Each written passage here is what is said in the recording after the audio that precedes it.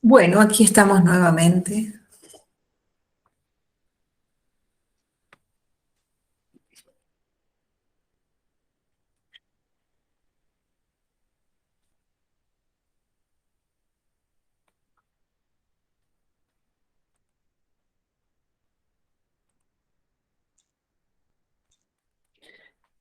Bueno, ¿seguimos?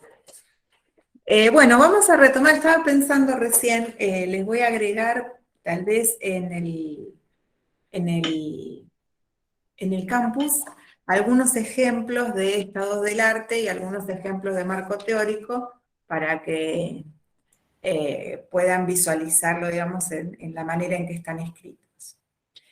Así que ahora nosotros vamos a seguir avanzando. Y sobre lo que me interesaría ahondar un poco es en la manera en que vamos a formular esas preguntas científicas que son tan importantes, como hemos visto, porque son las que vamos a intentar responder mediante nuestro proyecto de investigación.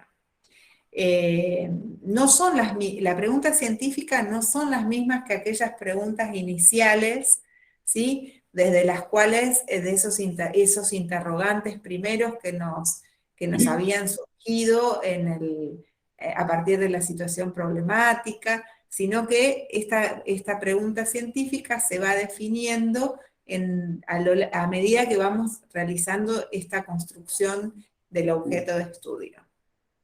Y tiene un alto contenido conceptual por esa razón.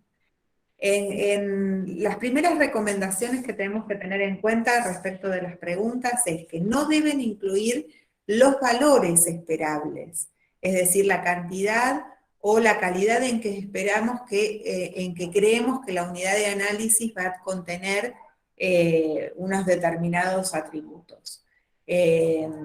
La pregunta establece relaciones o indicaciones conceptuales acerca de aquello que nosotros queremos conocer. No la relación que esperamos encontrar entre los valores o las categorías de las variables que aparecen en esa pregunta. Y tampoco contienen las circunstancias de tiempo y lugar, precisamente porque la pregunta científica expresa un problema de conocimiento que es una abstracción teórica. Entonces, está escindida de la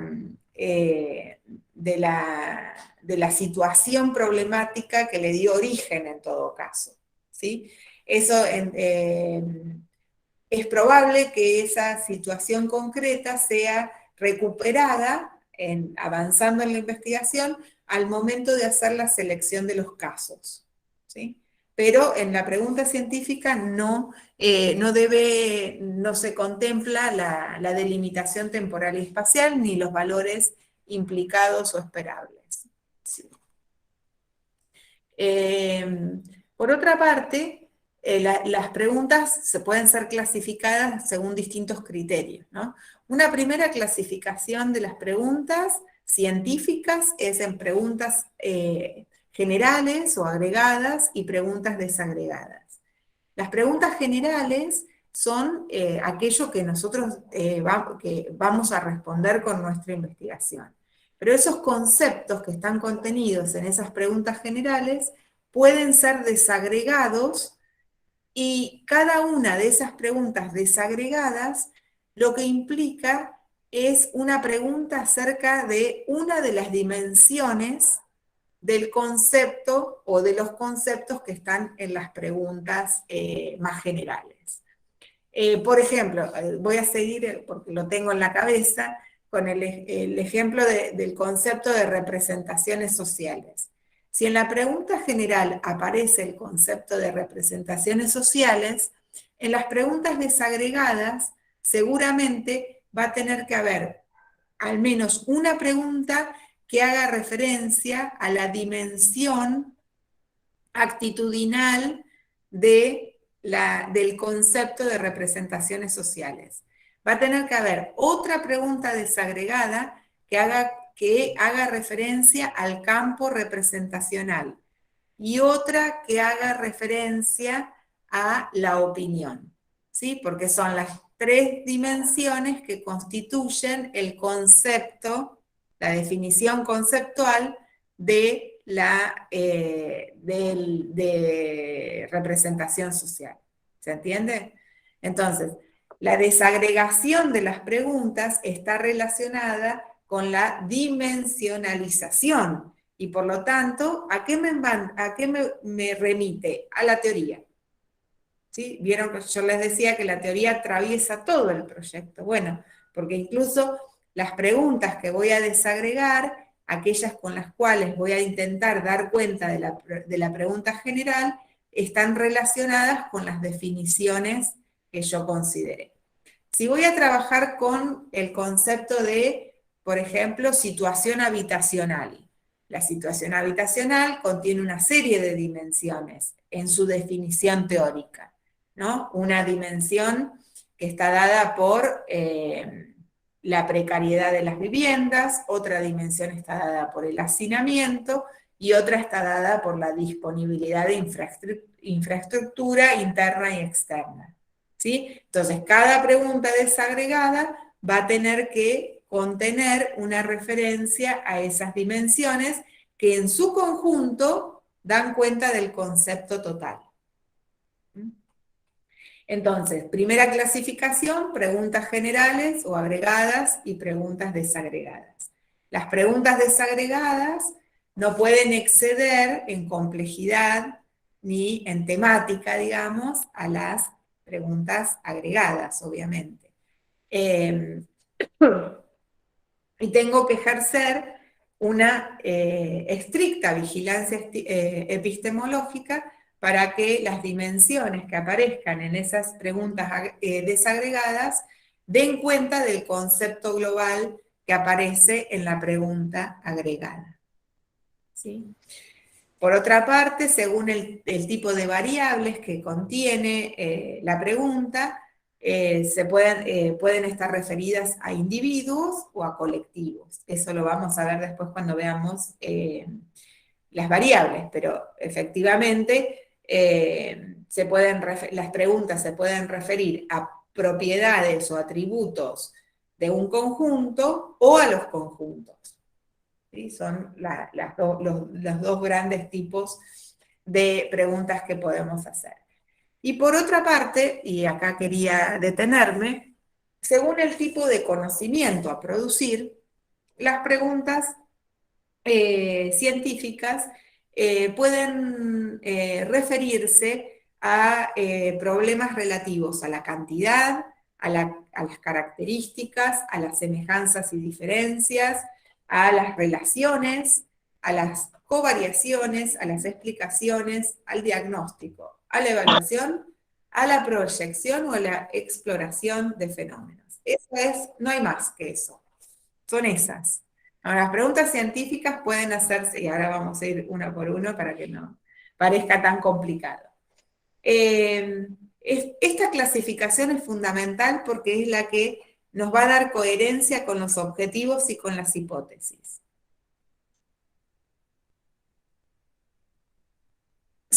Estas son preguntas, las estamos clasificando según el tipo de conocimiento sobre el cual, el tipo de conocimiento que está indagando, ¿no? Entonces yo puedo hacerme preguntas acerca de cómo son los fenómenos.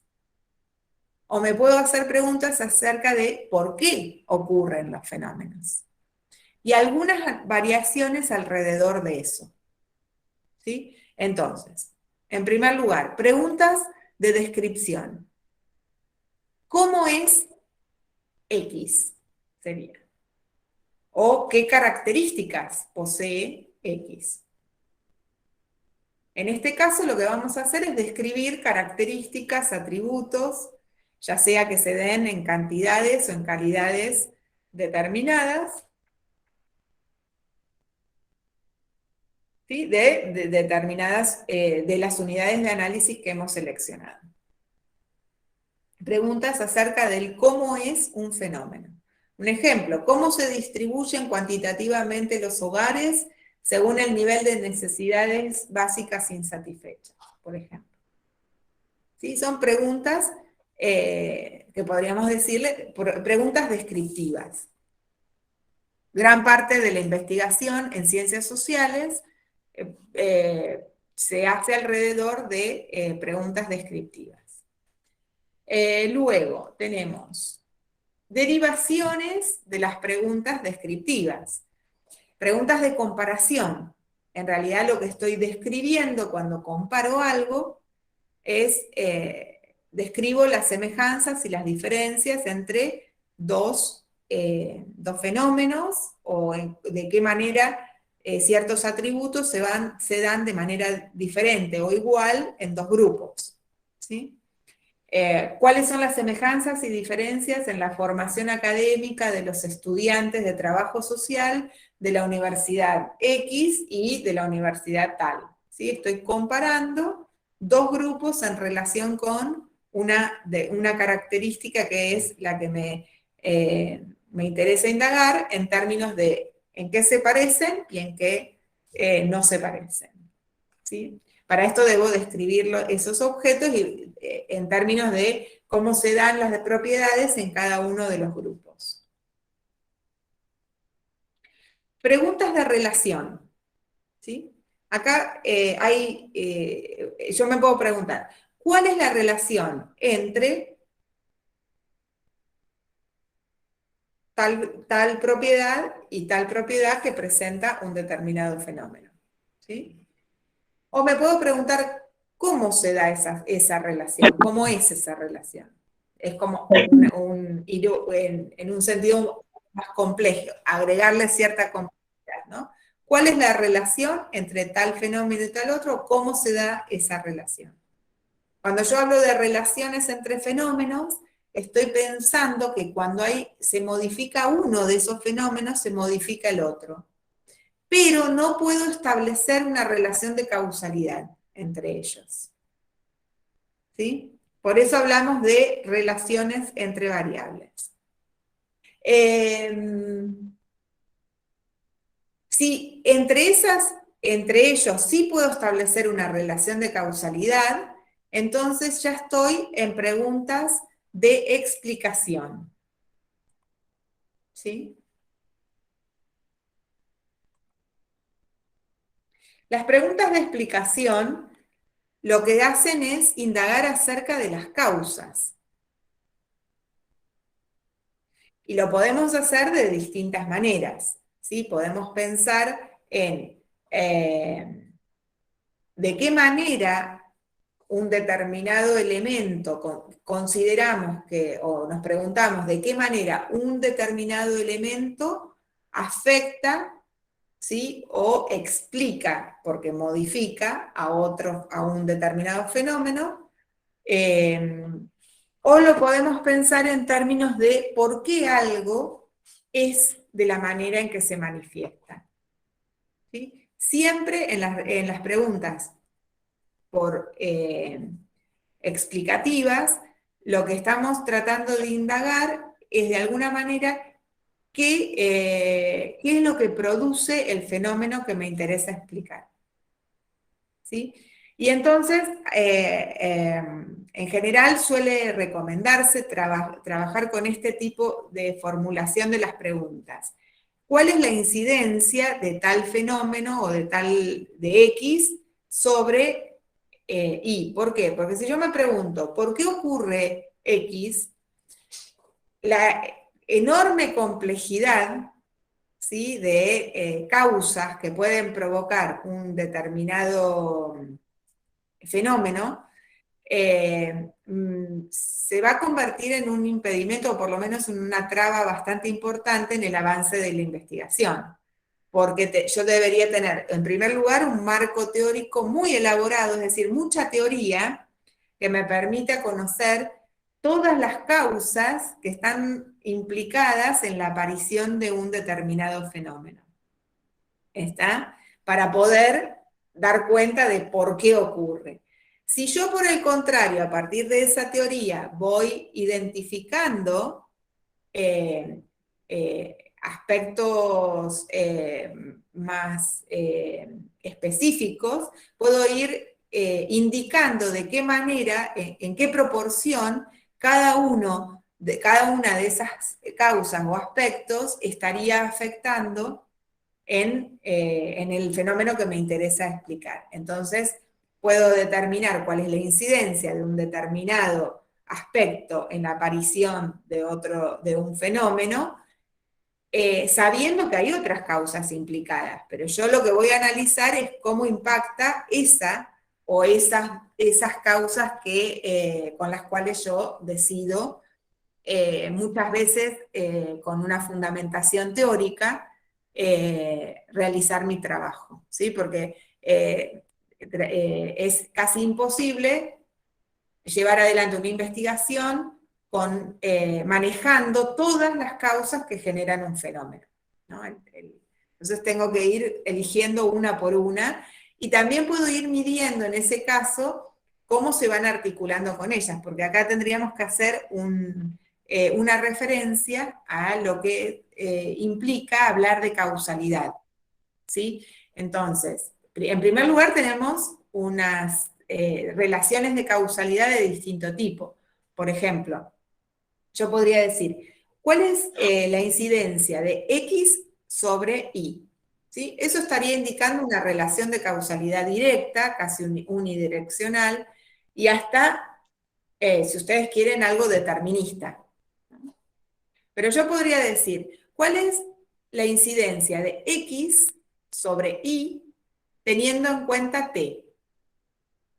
¿Sí? Entonces diría, bueno, ¿cómo incide el nivel de ingresos en el nivel de instrucción alcanzado entre las mujeres? ¿Sí? Es decir, teniendo en cuenta la variable género. Entonces yo lo que estoy pensando es, el ingreso influye en la educación, pero influye de manera diferente según el género de la persona. Entonces ahí estoy trabajando con dos causas sobre un fenómeno. Estoy diciendo que el nivel de ingresos incide en la educación, pero que hay también una intervención, que esa relación está intervenida por otra variable, que es el género.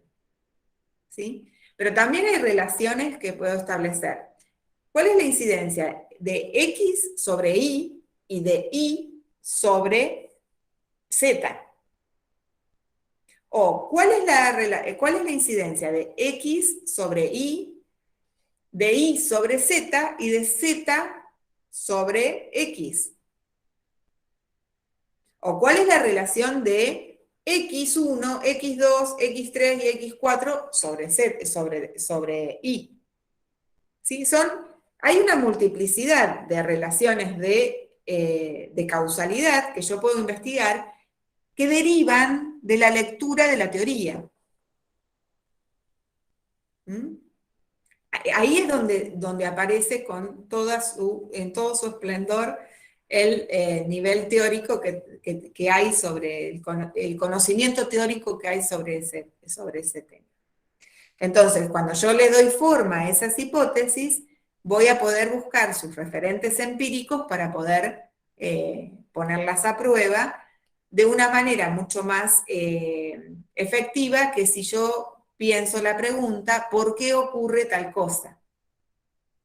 ¿Sí? Que es demasiado ambigua como para poder encontrarle una referencia empírica para contrastarla. ¿Sí? Bien, preguntas de explicación. Implican entonces siempre relaciones de causalidad. Preguntas de evaluación y preguntas de diagnóstico. Son bastante utilizadas. Combinan de manera específica descripciones y explicaciones. Es como una combinación de una pregunta de explicación con una de descripción. En la evaluación, acerca de qué nos preguntamos, ¿en qué medida un determinado programa, por ejemplo, o plan, ha modificado una situación en relación con un momento anterior? ¿Sí? Por ejemplo, yo quiero evaluar, mi pregunta es, ¿cuál es el impacto del plan de capacitación de docentes instrumentado en la escuela tal? ¿No? Entonces, yo cuando evalúo, ¿sí?, el impacto de ese plan de capacitación, voy a hacer una descripción de la situación de la que parto. Y voy a luego hacer una descripción de la situación a la que arribé después de aplicar el plan. ¿Sí? Y voy a dar por supuesto que si hay mejora o cambios en el nivel de capacitación de los docentes, fue debido a la aplicación de ese plan o programa.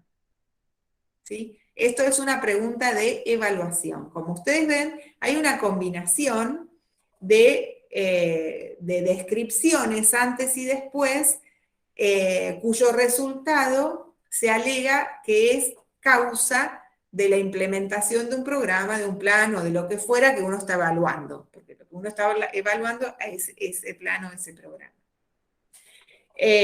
Las preguntas de diagnóstico tienen cierta similitud con esta, pero en el sentido que hacen uso de un tipo de razonamiento lógico que se llama abducción. ¿Sí? Ustedes saben que los razonamientos lógicos son la deducción, la inducción, y hay un tercer razonamiento que es la abducción. En la inducción, nosotros lo que hacemos es establecer que a partir de una serie de casos podemos llegar a una regla general, ¿no? En la deducción, a partir de una regla general, llegamos a un caso particular. En la abducción es un caso específico, porque lo que hacemos es ubicar a un determinado caso, ¿sí? al que arribamos en nuestras inferencias, ese determinado resultado al que llegamos en nuestra inferencia, lo ubicamos como un caso de la regla general. Es el tipo de razonamiento que realizan los médicos, ¿no? El médico, nosotros hacemos una consulta con un médico, ¿no? Y vamos con una serie de síntomas que le describimos. Entonces le decimos, bueno, tengo fiebre, me duele la cabeza, me duelen las articulaciones, tengo los ojos amarillos. ¿Sí? Esa es la descripción que hacemos de la situación, de los síntomas. Entonces el médico que dice, con esos síntomas, esto, o sea, vos que tenés esos síntomas, sos un caso de hepatitis. ¿Sí? Una regla general. ¿Por qué pudo hacer eso? Porque tiene una serie de conocimiento teórico, ¿sí? en formas de leyes que dicen, bueno, los síntomas de la hepatitis son estos. Pero cuando el médico hace esa conexión de este caso con esta ley general, lo que está estableciendo es una hipótesis. Por eso me indica, seguramente tenés hepatitis. Tenés que hacerte este análisis de tal cosa para determinarlo. Es decir, pone a prueba esa hipótesis. Si me hago el análisis clínico y resulta que no es hepatitis lo que tengo, entonces dirá, bueno, a ver, ¿qué otros síntomas podés llegar a tener para hacer esa analogía con otra, para establecer que es un caso de otra enfermedad? ¿Sí? Este tipo de razonamiento, que se llama abducción, es lo que se hace en un diagnóstico. Uno tiende a pensar que los diagnósticos en realidad son descripciones. ¿Sí? Cuando uno dice, bueno, hago un diagnóstico previo para después tomar una decisión. ¿Sí? Uno lee el diagnóstico y generalmente el diagnóstico es una descripción de una situación. No, en realidad, para que sea un diagnóstico con un diagnóstico de ley, digamos, además, una vez hecha esa descripción, hay que ubicar a esa situación como un caso de un fenómeno más general, que es el que nos va a permitir explicarlo. Por eso hay en las preguntas de diagnóstico hay una combinación de descripciones con explicaciones. Bien. Otro tipo de preguntas que tenemos son las preguntas de proyección, en donde lo que nos planteamos es, dadas ciertas circunstancias y Bajo el supuesto de que se mantengan de esta manera, aplicamos este conocimiento, estas leyes ya conocidas, y podemos decir que sucederá tal cosa. Para esto tiene que haber leyes firmes, ¿sí? Aunque también las podemos utilizar con mayor o menor nivel de probabilidad. Bueno, inspirándonos en la historia, podemos decir, cuando se da de manera conjunta aumento de los precios de los alimentos básicos y pérdida de trabajo y pérdida del poder adquisitivo, ¿no? Inspirándonos en las explicaciones de la Revolución Francesa, entonces es probable que sucedan acontecimientos revolucionarios o movimientos revolucionarios, ¿sí? ¿Sucederá? No sabemos, pero alegando referencia a teorías establecidas con mayor o menor fuerza, podemos indicar que si se dan tales y tales y tales y tales situaciones, probablemente o con mayor o menor probabilidad de ocurrencia suceda tal cosa. Esos son preguntas de proyección. Y nos quedan las preguntas exploratorias, que son las que dan origen generalmente a las investigaciones de tipo cualitativo, en donde la pregunta es acerca de qué se trata este fenómeno. En general, las preguntas de exploración requieren de una enorme reflexión e indagación acerca de cuestiones epistemológicas que nos permiten entender los fenómenos de una manera en un contexto específico. Se elaboran o suelen perfilarse mejor cuando hay poco conocimiento disponible sobre una determinada temática, o sobre cuando el conocimiento disponible responde a otras disciplinas o a contextos muy diferentes a los contextos en los cuales nosotros estamos interesados en trabajar. Y esas son las preguntas científicas que podemos elaborar.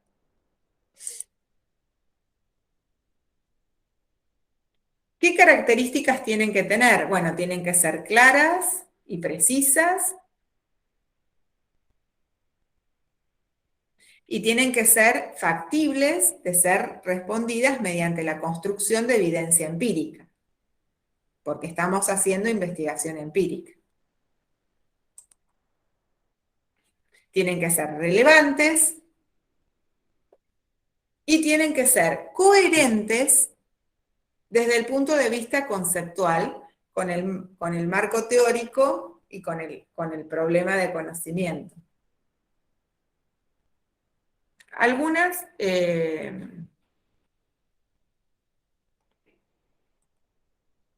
hay formas que deben evitarse en la formulación de las preguntas, ¿sí?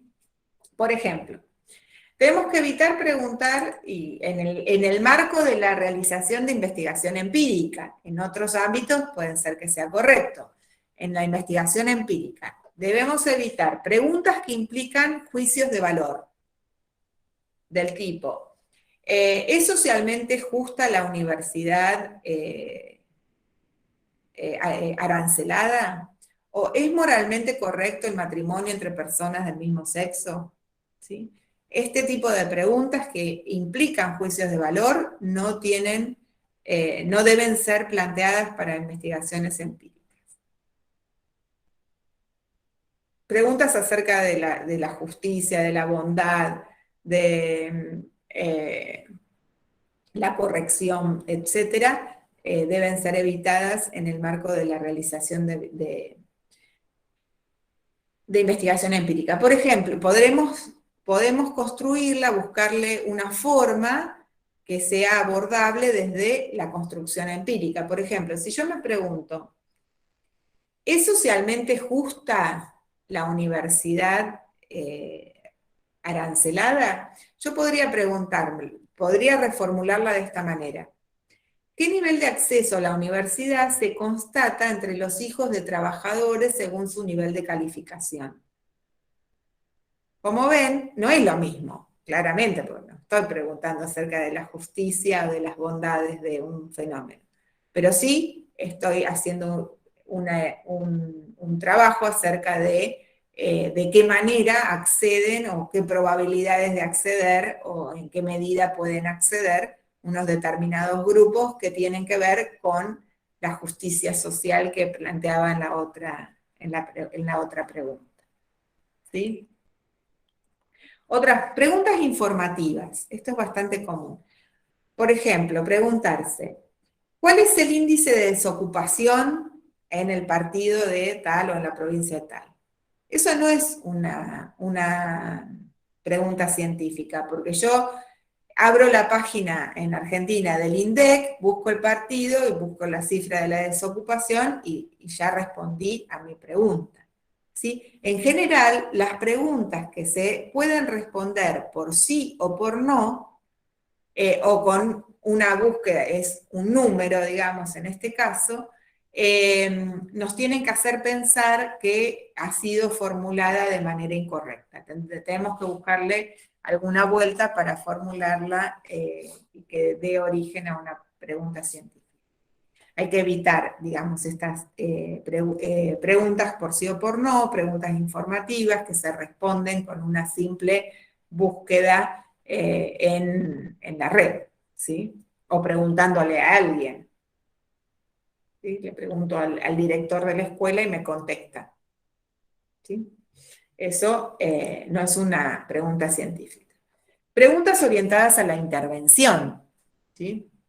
Esto, en el campo de la investigación cuantitativa, las preguntas de intervención no forman parte. Ustedes saben que hay toda una tradición también, hay otras epistemologías que se fundamentan en la investigación-acción, la investigación transformadora, muchísimas modalidades de investigación que reivindican la producción de conocimiento en el marco de la intervención científica.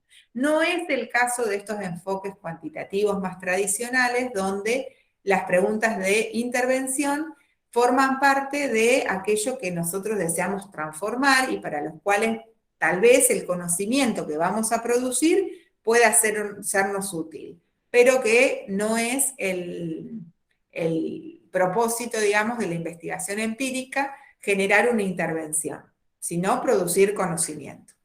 ¿Sí? Que ese conocimiento puede ser, por supuesto, y es nuestra idea generalmente, puede mejorar o aportar o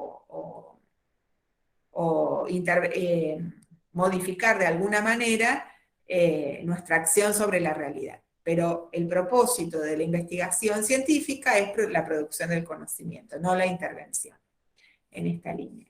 ¿No? Entonces, preguntas como, ¿cómo garantizar el acceso a la atención de la salud de la población? ¿O qué mecanismos de difusión pueden implementarse para promover la salud reproductiva? ¿O cómo mejorar los niveles de aprendizaje de los estudiantes, etcétera? Ese tipo de preguntas, que son preguntas de intervención, tienen que ser evitadas porque no son preguntas científicas.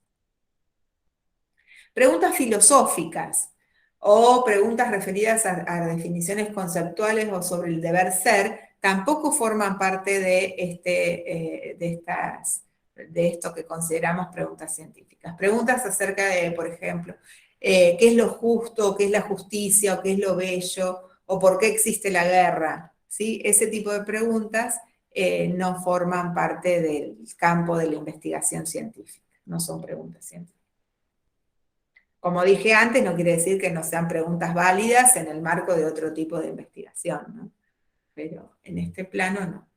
Preguntas que suponen escenarios o situaciones no accesibles o no manipulables durante la investigación. Preguntas como, por ejemplo, ¿qué curso seguirá el desarrollo cognitivo del niño si se lo priva de todo tipo de educación formal? ¿Sí? No hay posibilidades de llevar adelante un abordaje empírico de esa pregunta.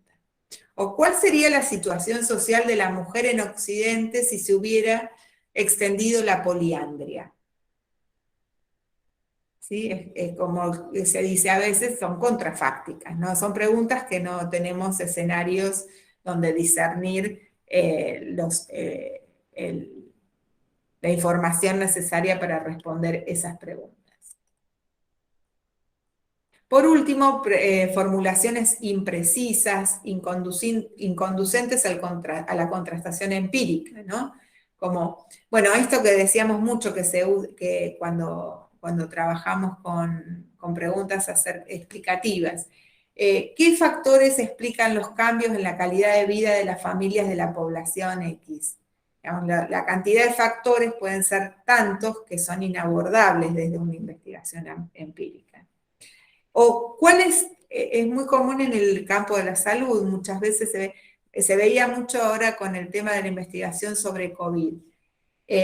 Por ejemplo, preguntas que plantea, ¿cuál es el impacto del COVID? ¿Cuál fue el impacto del COVID en la educación? Eso es absolutamente ambiguo. ¿Qué es el impacto de qué cosa del COVID sobre qué cosa de la educación? ¿Sí? Ese tipo de preguntas entonces también deben ser evitadas. Pasamos entonces a, bueno, preguntas, quedó más o menos claro estas indicaciones, algunas reglitas básicas, un poco esquemáticas, pero bueno, que siempre ayudan. Bien, objetivos.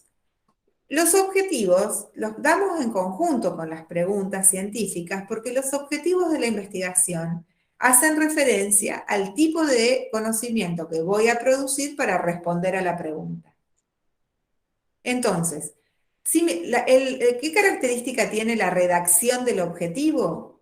El objetivo se redacta comenzando con un verbo en infinitivo. Ahora, esos verbos no son una gran cantidad de posibilidades, no tenemos una gran disponibilidad de verbos para iniciar un objetivo general. ¿Por qué? Porque si la pregunta científica era, ¿cuáles son las características de tal fenómeno? El objetivo va a ser describir tal fenómeno. No puede ser otra cosa más que describir. Puedo poner, identificar las características o dar cuenta o sea, variaciones lingüísticas, si ustedes quieren, alrededor del mismo concepto, que es describir, o caracterizar también podemos usar, ¿no? Pero es describir. Entonces, todas esas preguntas que nosotros nos hicimos, que era acerca de características, de diferencias, de parecidos, de cantidades, de cambios, etcétera, todas esas preguntas en el objetivo se van a poder redactar como describir tal cosa. Entonces, supongamos que yo me pregunto, ¿cuáles son las características sociodemográficas de los estudiantes de la carrera tal, de la universidad tal? Objetivo, describir las características sociodemográficas de los estudiantes de la carrera tal, de la universidad tal. Me pregunto, cuáles son las diferencias y similitudes sociodemográficas entre los estudiantes de la carrera de trabajo social de la universidad X y de la universidad Y? ¿Cuál va a ser el objetivo? Describir las semejanzas y las diferencias de los estudiantes, o comparar, ¿sí?, las características sociodemográficas de tales. Si la pregunta es, ¿cuáles fueron las transformaciones en los tipos de familia a lo largo del siglo XX en la Argentina? Por decir algo. ¿Cuál va a ser el objetivo? Describir las transformaciones, ¿sí?, o los cambios ocurridos en los tipos de familia en la Argentina en los últimos 100 años. Pregunta, ¿En qué cantidad o cuál es la distribución de, a ver, habíamos dicho una con cantidades. ¿Cuál es la cantidad? Bueno, no me acuerdo ahora cómo la habíamos formulado, pero si me pregunto acerca de cantidades, el objetivo va a ser cuantificar o describir la cantidad, etc. Si la pregunta es, ¿cuál es la relación entre el fenómeno X y el fenómeno Y?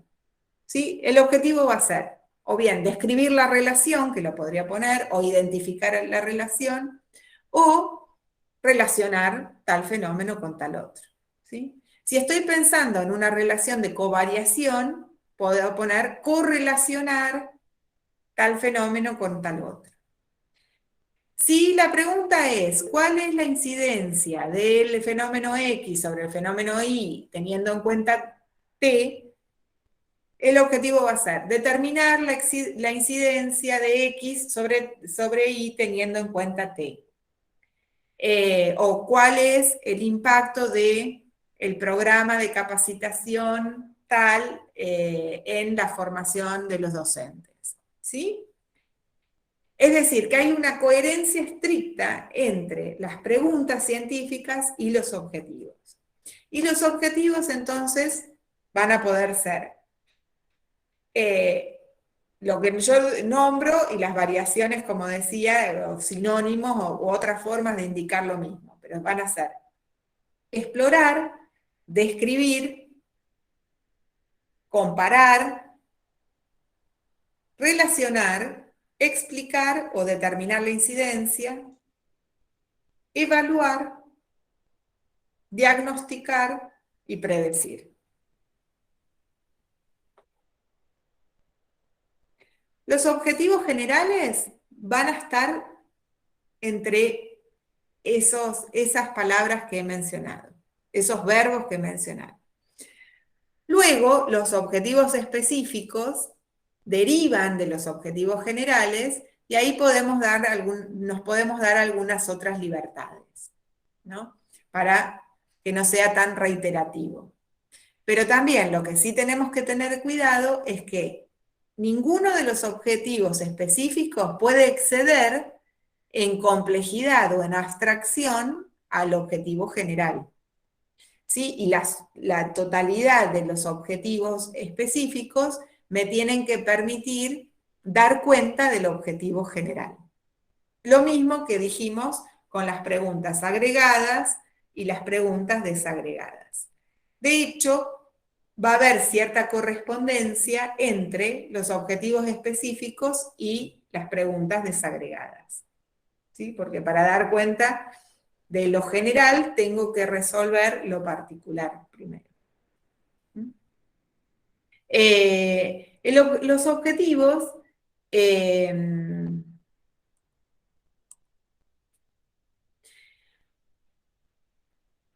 decía que indican el tipo de conocimiento que quiero producir y en el objetivo sí puedo establecer la delimitación espacial y temporal, cosa que no corresponde en la pregunta de investigación. Y en relación con esto, también se articula las hipótesis. ¿Sí? ¿Qué son las hipótesis? Si la pregunta es la pregunta científica da cuenta de aquello que no sé. Y el objetivo indica el tipo de conocimiento que tengo que producir para responder a esa pregunta. La hipótesis puede ser definida como la respuesta anticipada, pero probable, a la pregunta científica. ¿Por qué es probable? Porque sale de la teoría. O sea, no invento la hipótesis no sale de la nada ni me cae del cielo, sino que encuentras esa respuesta, está fundamentada en lo que sí ya se sabe sobre esa temática. Y como mi pregunta científica expresa algo que no se sabe de todo ese entramado de conocimiento, todo eso que sí se sabe me sirve para anticipar una respuesta. ¿sí? Entonces, la hipótesis se puede definir en términos de una respuesta a la pregunta científica. Una respuesta que deberá ser contrastada empíricamente para corroborarla o para refutarla, ¿sí? La aceptaré o la abandonaré definitivamente o parcialmente, ¿sí? Pero en todo caso tengo que ponerla en relación con lo empírico. En relación bueno, hay distintos tipos de hipótesis, claramente, entonces, que tienen que ver con el tipo, con la coherencia que presentan respecto de la pregunta. Entonces va a haber hipótesis sobre descripciones y va a haber hipótesis sobre explicaciones. Ahora, de acuerdo a los objetivos que tenemos, al tipo de conocimiento a producir, no todos los estudios requieren necesariamente una hipótesis. No todas las preguntas nos obligan a plantear hipótesis, ¿sí? Por ejemplo, si la pregunta es acerca de conocimientos poco extendidos, es decir, si mi objetivo es explorar, probablemente no tenga hipótesis. ¿Sí? ¿Por qué? Porque no hay un conjunto de conocimiento suficiente que me permita adelantar una pregunta, ¿sí? Una respuesta a esa pregunta.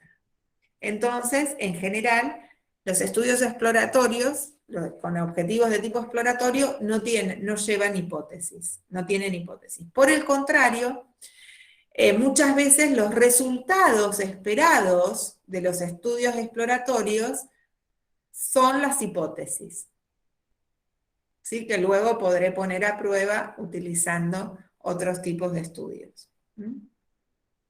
Esto también está en relación, como los estudios, como las preguntas exploratorias son aquellas que recurren más asiduamente a enfoques de tipo cualitativo, también ahí tienen que tener en cuenta, y lo verán con Alicia, que la articulación entre supuestos, hipótesis, teorías y conceptos emergentes y proposiciones emergentes es diferente que en los enfoques cuantitativos, ¿sí?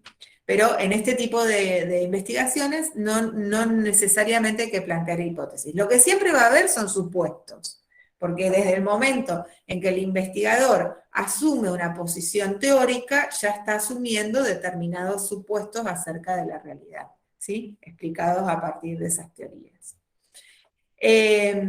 Las hipótesis se diferencian de los supuestos, porque las hipótesis, y esto es importante tenerlo en cuenta cuando uno plantea las hipótesis, establecen, ellas sí, relación entre los valores, de qué manera se relacionan, en qué intensidad y en qué dirección se relacionan los valores de las variables. Si, por ejemplo, yo me había preguntado cuál es la relación entre el nivel de instrucción y el nivel de ingresos, en la hipótesis, fíjense, ahí no había valores ni relación entre valores, solo conceptos. En la hipótesis tengo que adelantar cuáles son los valores y de qué manera establezco la relación esperada entre esos valores, en dirección y en intensidad. Entonces puedo decir, a mayor nivel de ingresos, mayor nivel de educación. ¿Sí? Entonces estoy estableciendo la dirección, mayor, mayor, y la intensidad, alto con alto. ¿Sí?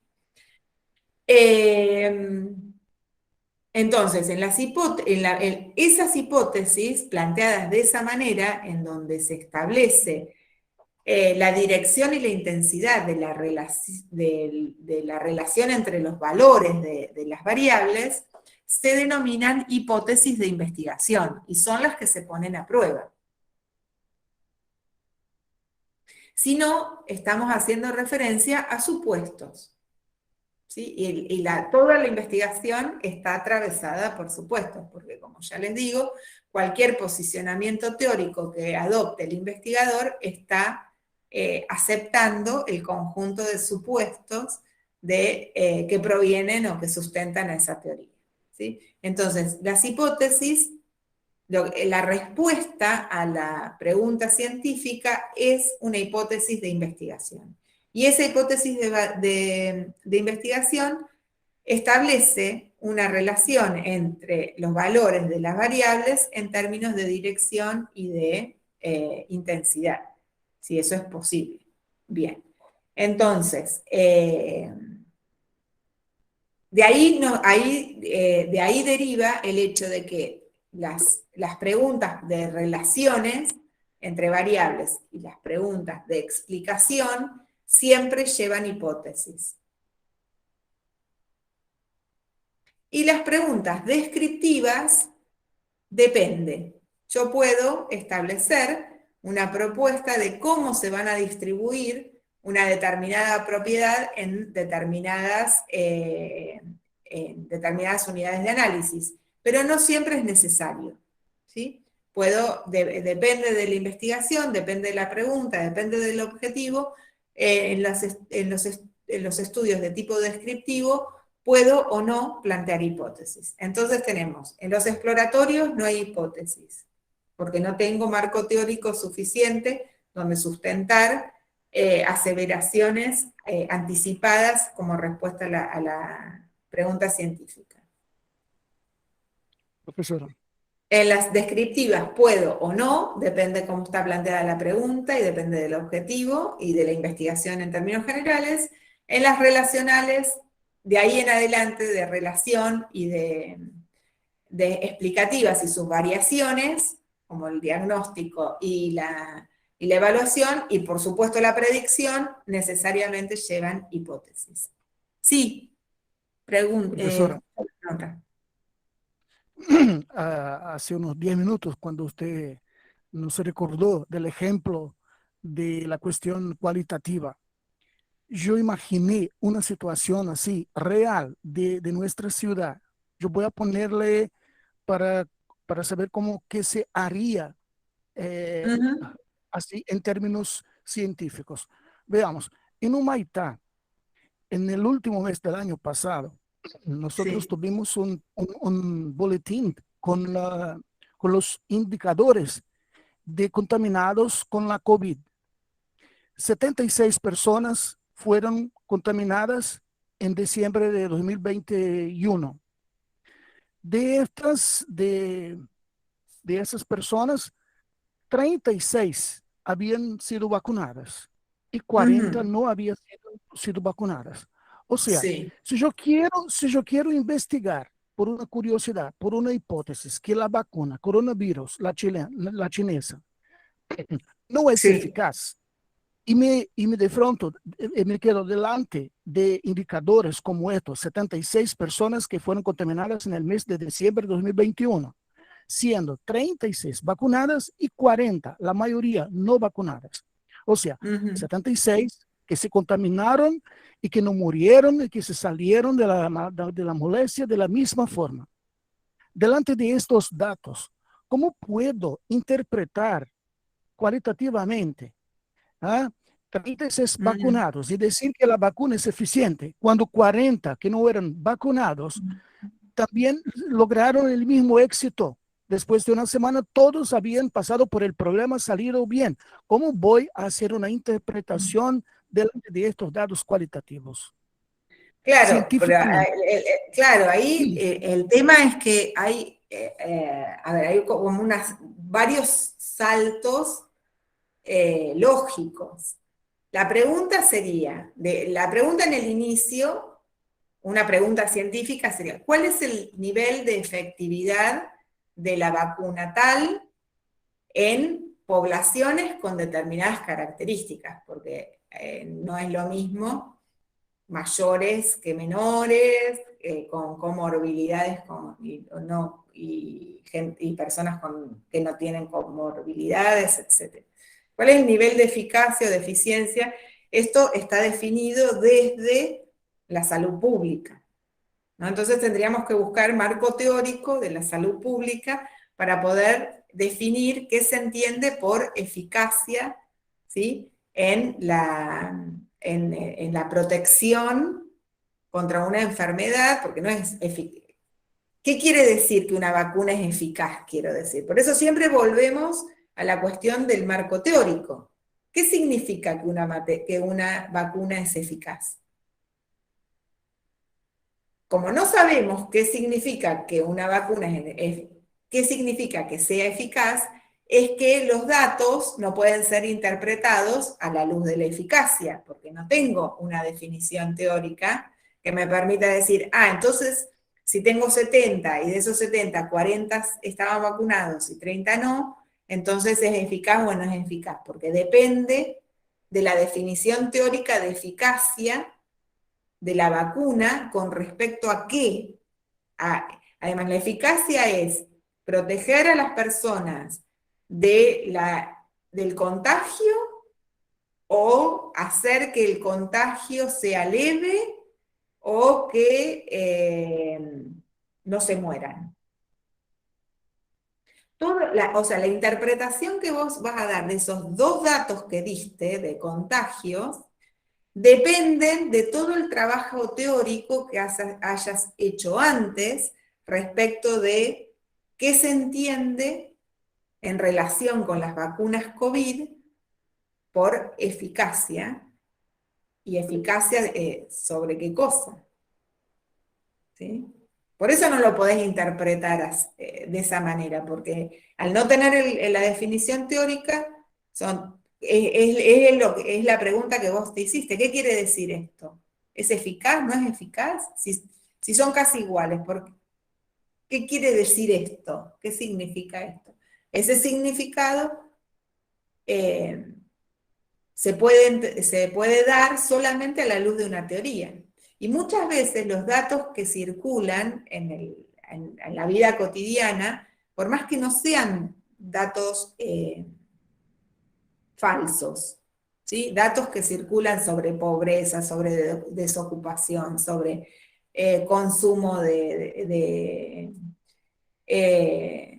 sustancias adictivas, distintos tipos de datos que no necesariamente son falsos, son utilizados en la información pública muchas veces sin tener el sustento teórico del cual esos datos, en los cuales esos datos toman un sentido y no otro.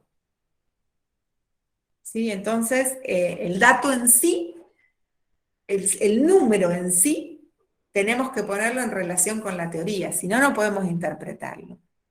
No sé si pude dar respuesta a tu inquietud o venía por otro lado. No, sí, claro, está aclarado. Gracias. Profesora, una contribución. Sí.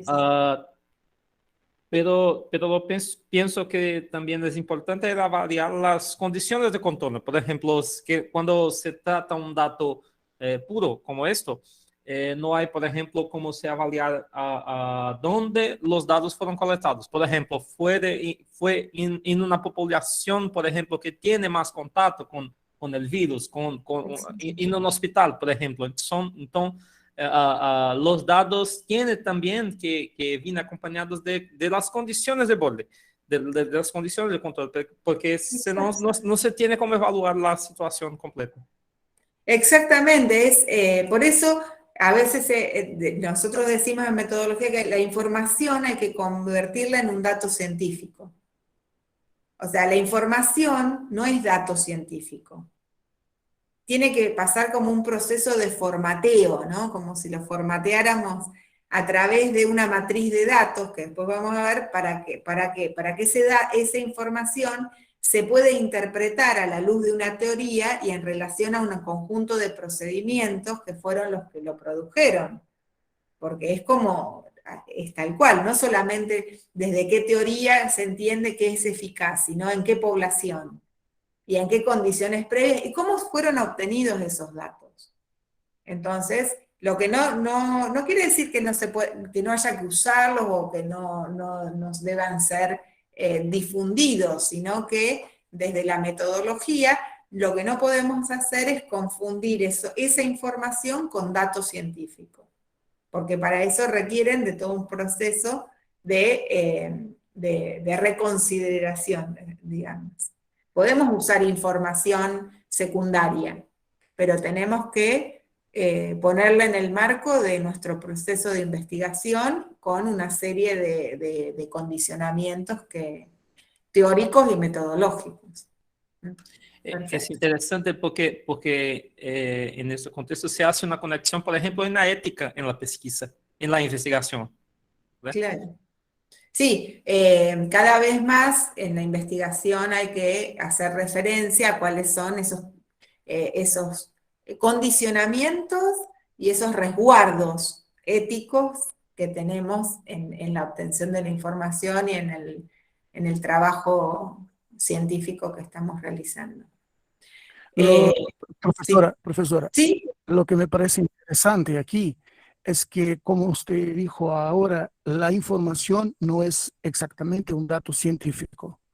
La forma como estos datos fueron colectados, se fuera por un pesquisador, por un investigador científico, él podría hacer bien diferente que la Secretaría de Salud, por ejemplo, que hace de una forma general. Por ejemplo, investigar para saber si aquellos 36 que contrayeron la infección no tenían alguna comorbilidad, lo que pondría así una otra situación. O sea, no es que solamente por ser vacunado que no va a ser contagiado. Claro. Si se investiga datos secundarios para saber si los 36 tenían otras comorbilidades, por ejemplo, eso ya haría una gran diferencia. O sea, Exacto. la investigación científica va más en profundidad y va a aclarar situaciones que la prensa, por ejemplo, de una manera muy sencilla, no puede demostrar. Es esto, ¿no? Sí, pero no necesariamente, a ver, no es que vaya, no es solo que sea más profunda, sino que la información toma sentido en el marco de la investigación en su conjunto, a eso me refiero.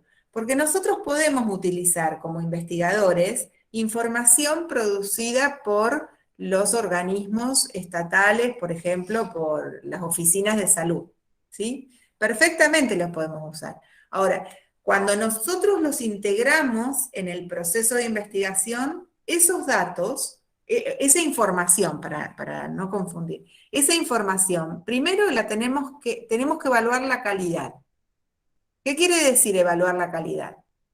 Precisamente esto. ¿Quién lo produjo? ¿En qué circunstancias? ¿Con qué definiciones teóricas trabajaron? ¿Sí? Esa oficina de salud, por ejemplo, ¿cómo define enfermedad de COVID? Porque, por ejemplo, yo les puedo decir que en la Argentina se fue considerando enfermo de COVID, fue variando, porque primero se consideraba que se había contagiado COVID solamente aquellos que pasaban el test PCR positivo. Después, como no había test positivo, se empezó a considerar como contagiado a todo el grupo de convivencia o que había tenido de contacto de la persona que se había enfermado, ya era considerada como contagiada, aunque no tuviera test COVID porque no había test. ¿Se entiende? Entonces, ese enfermo, fíjense que ahí ya tengo un problema de comparabilidad, porque el enfermo de la primera época, el enfermo COVID, para decirle de alguna manera, de la primera época, no es el mismo enfermo COVID de la segunda época. Porque el de la primera época era con test y el segundo era por contacto. Entonces no puedo comparar eso. Yo tengo que hacer la evaluación de esos datos. Y cada vez que uso datos oficiales, yo tengo que evaluar la calidad, los conceptos con los cuales fueron elaborados, las metodologías que se utilizaron, las muestras que se utilizaron, incluso, y también tengo que hacer la misma evaluación cuando utilizo datos, cuando utilizo información que no produzco yo misma como investigadora, en el marco de mi investigación. Porque tiene que ser por una cuestión de validez y de confiabilidad de la investigación, tiene que ser coherente con las definiciones conceptuales con las que yo estoy trabajando y que son parte de mi marco teórico. Miren, un detalle común es cuando, por ejemplo, uno quiere trabajar con población desocupada, ¿no? Y recurrimos a las estadísticas oficiales. Y lo que nos encontramos muchas veces es que los desocupados son muy pocos, por lo menos en la Argentina. ¿Y por qué son tan pocos los desocupados? Porque la definición que se toma de desocupado es tan estricta que la mayoría de la población que deberíamos considerar como desocupada, en realidad es identificada como inactiva. ¿Sí? Entonces tenemos tasas de desocupación bajísimas. ¿Pero por qué? Porque los requisitos para poder ser definido como desocupado son tantos que la mayoría de los que no tienen trabajo, no aparecen como desocupados, sino como inactivos.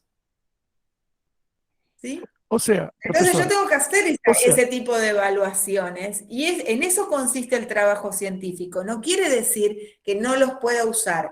Tengo que ver en qué medida me coinciden las definiciones teóricas y los formatos mediante los cuales esas oficinas o esos otros investigadores obtuvieron esa información para que yo después la pueda interpretar a la luz de mi teoría, de mi marco teórico. Sí. entendí. O sea, cuando en general todas las personas ven datos como esos, 76 contaminados y 40 no habían sido vacunados, pero 36 habían sido vacunados, esa es una diferencia casi como 50%, 50%. Y así, en el senso común, es como decir, la vacuna es estar vacunado o no vacunado, es lo mismo. Pero Exacto. científicamente habría que se preocupar, ser Sí. provocado en saber cómo que los 36 vacunados fueron contaminados todavía. O sea, eso haría una gran diferencia, porque Ujú. podríamos acceder a datos en que pudieran aclarar las razones, otras razones que llevaron los vacunados a contraer la molestia. Exactamente. Entonces, yo entendí, pero en general, toda la gente, nosotros no somos investigadores todo el tiempo. Delante de datos como los que la prensa, la televisión, todos los días nos presenta, nosotros sacamos una conclusión que no es científica y que casi siempre peleamos para defender puntos de vista que no están de Sí. acuerdo con la cosa de forma científica. Eso es como un chiste que voy a poner aquí. Una vez estaba escuchando la televisión, un investigador que hizo una encuesta en un presidio en Brasilia, la capital de Brasil, concluyó que de los presidiarios, de los detenidos, 82% no tenían el primario, la escolaridad primaria concluida. O sea, su conclusión fue de que la escolaridad influye sobre la criminalidad, de forma que si todas las personas sin el primario concluido tuvieran una certificación de primario, la tasa de criminalidad sería más baja. O sea, si en Brasil nosotros creásemos un programa para que todas las personas fueran alfabetizadas con el primario completo, no íbamos a tener más criminalidad. O sea, eso no es científico, pero No, fue la no. conclusión a que se llegó con una investigación solamente delante de datos. Un Claro, otro porque profesor de estadística me dijo, relevamiento de información no los transforma en datos. Eso es, pues, el dato lo vamos a ver en el próximo encuentro. Cuando yo obtengo, primero que la información la voy a obtener a partir de ciertos instrumentos que van a ser construidos, teniendo en cuenta todo este proceso mediante el cual yo voy a ir desde lo conceptual no observable a lo empírico observable. ¿Sí? Que es lo que le va a dar validez a esa información. Pero además, esa información se va a poner en relación, son en una matriz de datos en donde lo que hago es organizar los valores o las categorías que para cada variable asume cada unidad de análisis y después analizo esa información y los resultados de ese análisis los interpreto a la luz de la teoría. Todo esto es lo que falta en un sencillo relevamiento de información, que es los resultados que suelen dar ciertas encuestas que además no tienen en cuenta el nivel de representatividad, no han sido elaboradas a partir de una construcción teórica de los indicadores, digamos. Todo lo que es información que circula, por ejemplo, en las encuestas electorales, eso también es, que digamos ya, no sé por qué las siguen haciendo muchas veces, ¿no? Porque más allá de la manipulación premeditada que hay de los resultados de las encuestas preelectorales, el tipo de relevamiento que se hace, por las características que tiene, no nos asegura representatividad, y después se presentan los datos como generalizables, ¿no? Estos son artilugios también que se utilizan para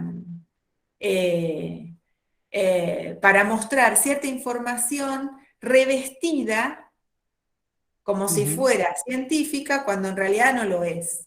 A esto es lo que Klimovsky, que es un epistemólogo argentino muy reconocido, denominaba pseudociencia.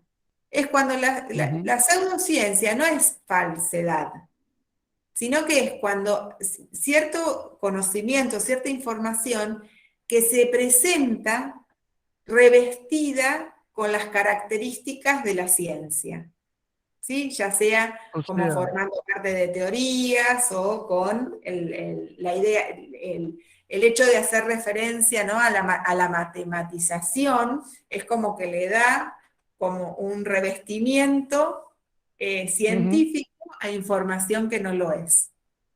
¿Sí? A eso es lo que se denomina pseudociencia. En la investigación cuantitativa, al analizar los datos estadísticos, muchas veces podremos ser llevados a hacer interpretaciones cerradas.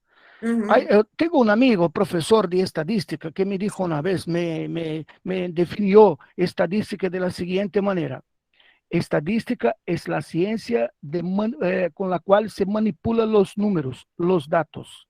Claro. O sea, es una ciencia en que, de acuerdo con quien la presenta, puede utilizar los datos para manipular y crear una teoría que no sea exactamente científica.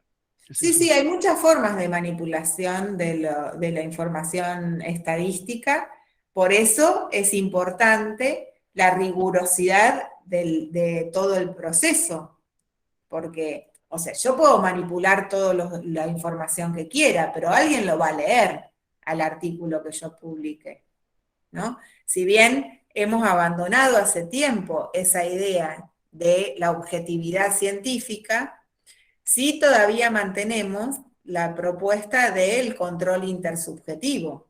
Entonces, yo puedo manipular todo lo que quiera, los resultados, pero alguien me va a decir, lo que vos aseguras acá, como usted mismo decía hace un rato, esto no se sostiene en ningún tipo de interpretación ni con ningún tipo de análisis estadístico que quieras aplicar, ¿no? Hay un control de la comunidad científica de los resultados que uno presenta, y si bien es cierto que se puede manipular el análisis estadístico, también puedo manipular el análisis cualitativo, ¿sí? Porque los recortes que yo establezca para elaborar las categorías emergentes de un relato de las personas, lo puedo hacer donde quiera también. Entonces, en realidad, hay muchos momentos del proceso de investigación donde el investigador puede manipular los resultados. Uno de ellos es en el análisis estadístico. Otros son antes. Yo puedo hacer cortes estadísticos que me den resultados diferentes. Por ejemplo, se hace mucho con los cortes por edad. Si yo hago un corte de una determinada serie estadística, la corto a los 15 años, no me da los mismos resultados que si corto a los 20. ¿Sí? Y eso, bueno, son decisiones, en este caso, del análisis estadístico, que se supone que yo los voy a hacer basado en la teoría.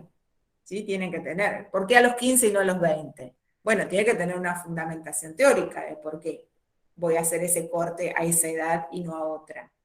¿Sí?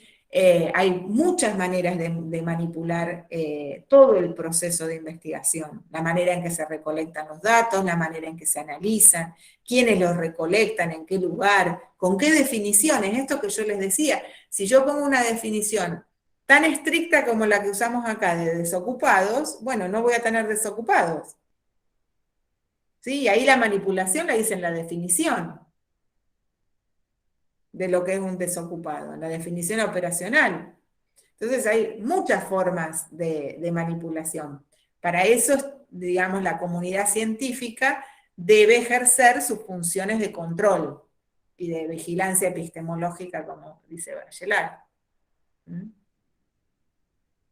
El tema es, no podemos decir, o sea, en un ámbito de rigurosidad y de seriedad científica, alguien va a decirnos lo que hiciste fue una manipulación de la información.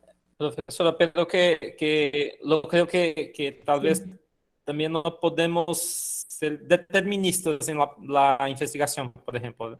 Dice, esto dado causa esto, ¿no? Pero que no es correcto en la investigación, utilizamos este tipo de expediente.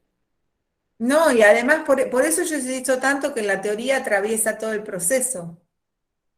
No es que es una definición que pongo al principio y después al final, sino que está, y la validez y la confiabilidad del proceso está atravesada por esa teoría y por las decisiones metodológicas que el investigador va tomando a partir de ese posicionamiento teórico también.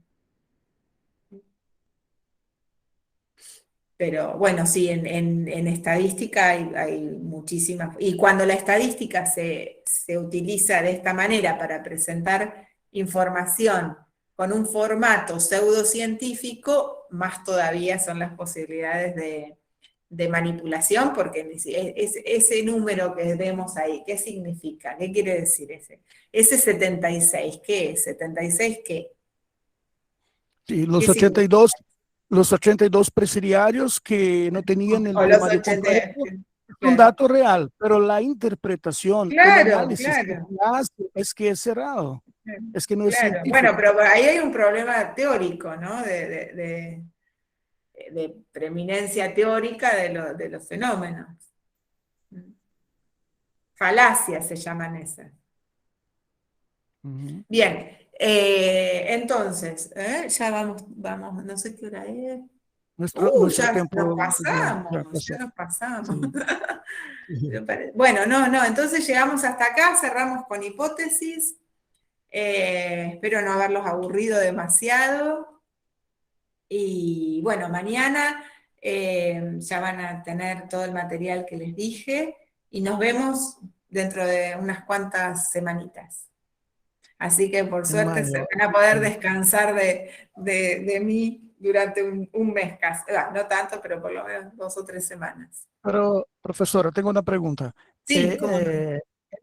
Mientras no tengamos la próxima clase, este tiempo, estas 3 semanas que vamos a quedarnos sin clase, vamos a tener alguna...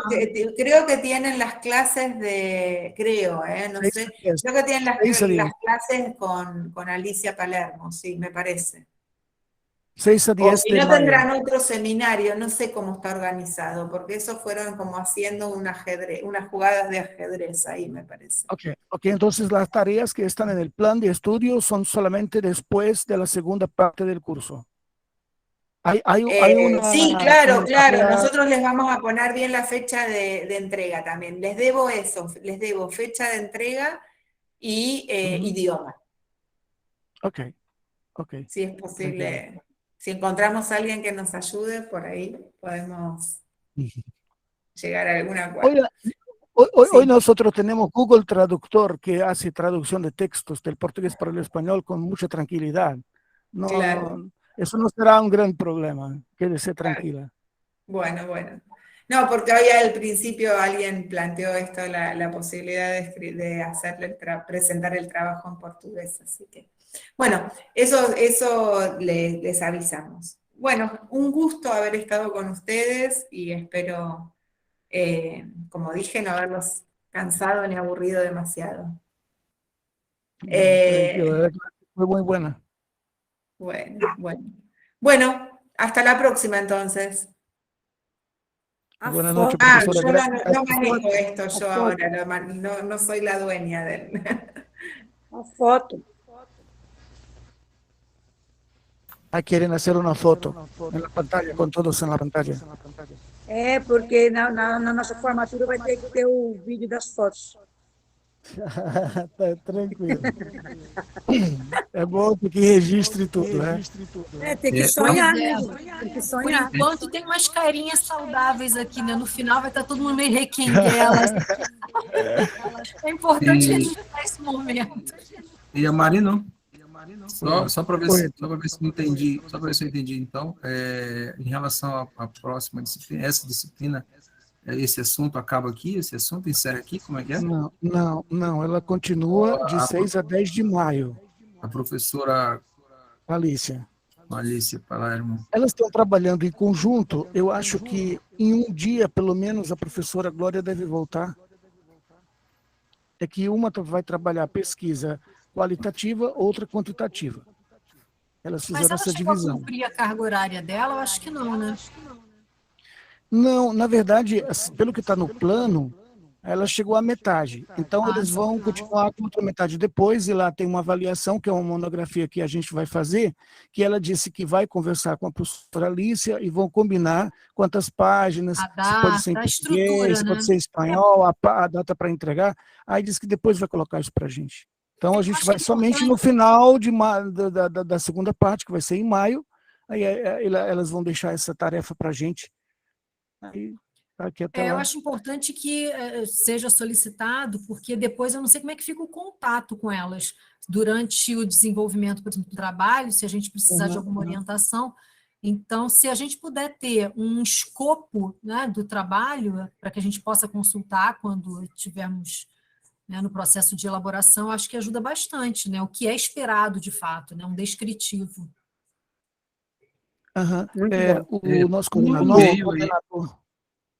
O nosso coordenador da Censo, ele fez contato com o pessoal da UNR, porque a gente cobrou que a gente precisaria de alguns esclarecimentos sobre o curso, ter uma matriz completa do curso, não foi feita nenhuma apresentação, e foi prometido para ele que o diretor, que está na Itália nesse momento, quando ele voltar, ele vai entrar numa sessão online com a gente, e vai dar as boas-vindas e fazer alguns esclarecimentos, e daí ele vai colocar melhor como o curso tem sido colocado, porque, pelo que vocês estão vendo, os professores, como a professora Alicia falou, a gente está vendo também a professora Glória, eu acho que elas assim, foram convidadas para essa turma que foi começada a pedido da Censo, a turma que foi criada pela Censo, com 25 alunos da Censo, com 20 alunos da Yunis, e assim, eles estavam, parece que, meio relutantes em começar agora.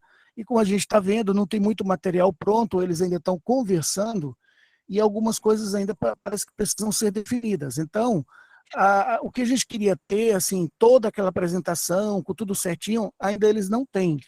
Mas o professor Abendânio, que é o coordenador, ele prometeu que assim que voltar da Itália, ele vai chegar e fazer um encontro com a gente, aí a gente vai se comunicar, vai conversar com ele, vai tirar os esclarecimentos que a gente precisa.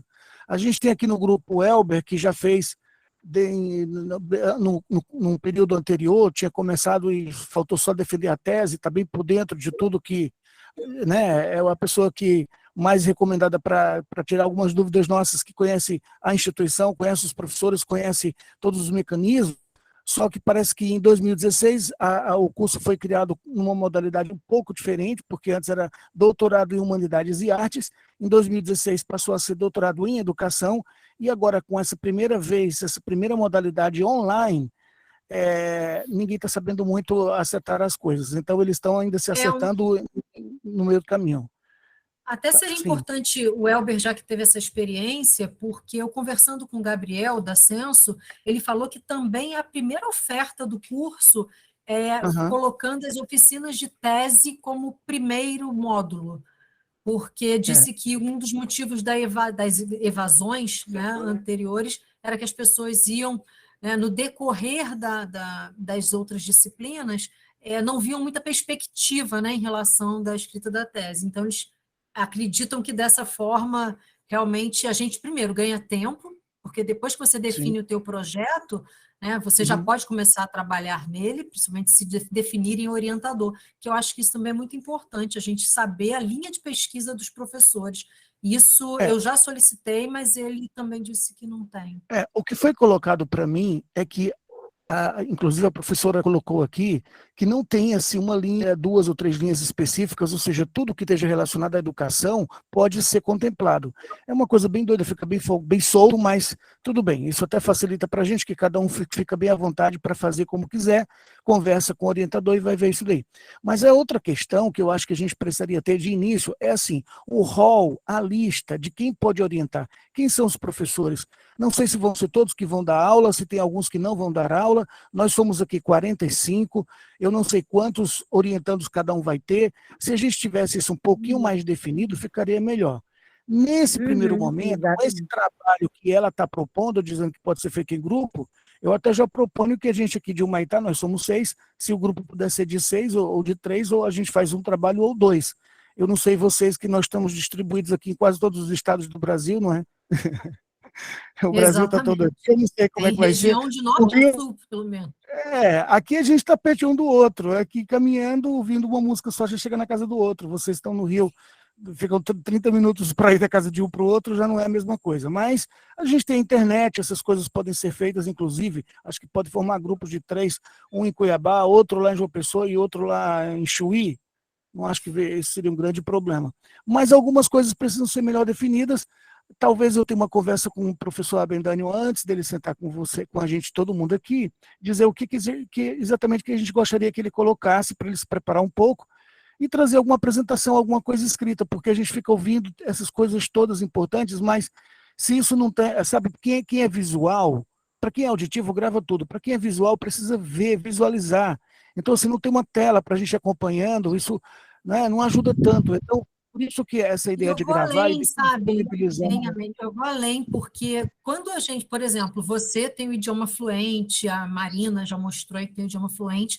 Agora, eu, por exemplo, eu entendo, né? Mas eu me sinto, por exemplo, carente de alguns termos, e às vezes você vendo isso no contexto facilita o entendimento, né? Então, a gente, por estar em outro idioma, eu acho que quanto mais contatos, né? Quanto mais formas de apresentação, acho que melhora bastante. A gente poderia, de repente, já que você foi eleito por tudo, por nós, né, por todos, para ser nosso representante, eu não sei se você sabe. Já isso, eu nem sabia, não estou sabendo disso, não. Não, mas tem outras pessoas que falam espanhol. O Elber está mais por dentro até do que eu. Mas deixa eu só perguntar uma coisa. Vocês acionaram as legendas em espanhol? Vocês conseguiram acompanhar usando as legendas? Horrível. Eu, pelo menos... É horrível também. Troca tudo. Não melhorou? Tá bom, gente. Eu vou pensar uma forma de ajudar melhor vocês. O colega, eu estou igual as meninas. Eu entendo bem, eu leio tranquilo. A minha maior dificuldade é o de falar. E eu estou fazendo curso de tudo. Eu consigo acompanhar a fala delas, tudo bonitinho. Leio também de boa. Meu problema é na fala. Mas eu vou conseguir.